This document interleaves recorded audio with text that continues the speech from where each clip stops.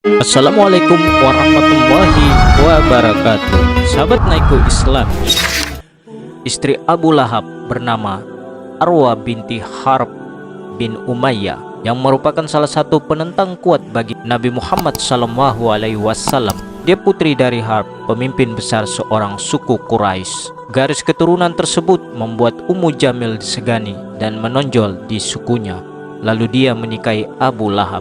Abu Lahab adalah paman Nabi Muhammad SAW. Ia juga adalah penentang ajaran yang dibawa Rasulullah SAW sampai akhir hayatnya. Ia pun sama sekali tidak mau beriman dan alhasil ia pun menjadi salah satu penghuni neraka. Orang-orang kafir mulai memusuhi Nabi Muhammad SAW ketika wahyu turun. Saat itu Nabi SAW berdakwah dan mengajak orang-orang kala itu meninggalkan berhala. Namun dakwanya mendapatkan penolakan dari banyak orang tersebut, termasuk Abu Lahab dan istrinya.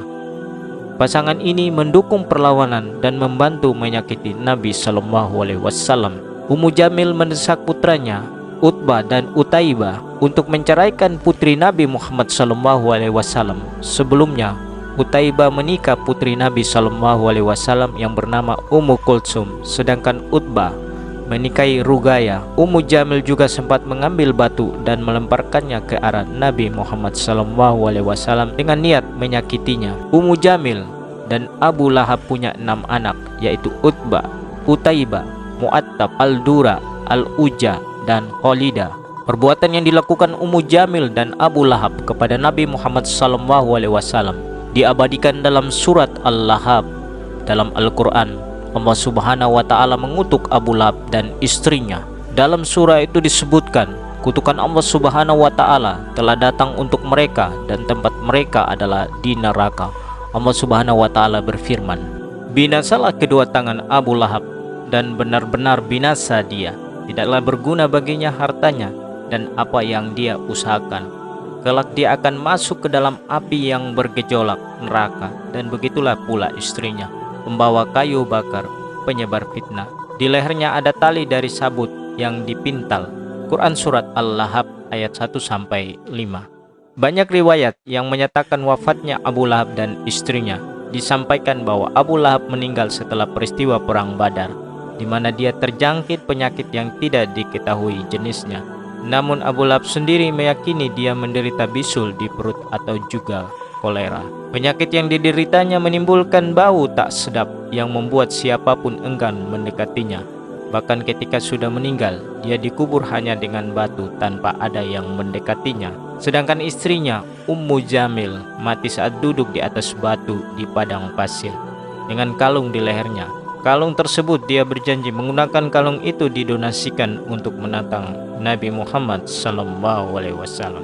Abu Lahab adalah musuh Islam yang paling mencolok. Oleh karena itu dikenal sebagai musuh Islam terbesar sepanjang sejarah yang pernah melakukan hal jahat pada Nabi Muhammad SAW.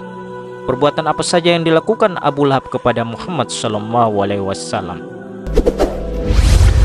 Menentang pernyataan kenabian Rasulullah SAW, sehingga orang-orang Quraisy tidak percaya kepada Rasul karena pamannya sendiri tidak mempercayai beliau, termasuk menghasut dan mencaci Rasulullah SAW. Menaruh duri-duri di jalan rumah Rasulullah SAW sehingga kaki Rasul terluka terkena duri-duri tersebut. Membuang kotoran dan jeroan unta di depan pintu rumah Rasulullah SAW. Meskipun demikian, Abu Lahab dapat keringanan siksa oleh Allah Subhanahu wa Ta'ala tiap malam Senin karena bergembira dan senang sewaktu mendengar kelahiran Nabi Muhammad SAW. Abu Lahab langsung memerdekakan hamba sahayanya, budak Suwaibatul Aslamiyah. Kisah ini termaktub dalam Sahih Bukhari Muslim. Dalam kitab Bidayah wan Nihayah yang ditulis Ibnu Katsir, salah satu sahabat Nabi SAW, yaitu Abu Abbas bin Abdul Muthalib, bermimpi berjumpa dengan Abu Lahab yang sudah wafat. Dalam mimpinya itu, Abu Lahab menjelaskan bahwa dirinya disiksa terus-menerus di dalam kubur. Namun setiap hari Senin siksanya diringankan karena dulu ketika ia masih hidup di dunia Dia pernah memerdekakan seorang hamba saya disebabkan rasa gembira atas kelahiran Nabi Muhammad SAW. Abdul Batal menggambarkan bahwa banyaknya air minum yang didapat Abu Lahab ibarat seorang anak yang menyedot ibu jarinya. Keringanan itu dia dapat karena telah memerdekakan Suwaibah yang kemudian menjadi ibu susu Nabi Muhammad SAW. Ada pula yang berpendapat keringanan siksa tersebut disebabkan dia bahagia menyambut kelahiran keponakannya, yaitu Nabi Muhammad SAW. Demikian peristiwa Abu Lahab yang dikisahkan di dalam Islam. Demikian video kami kali ini, semoga bermanfaat. Wassalamualaikum warahmatullahi wabarakatuh.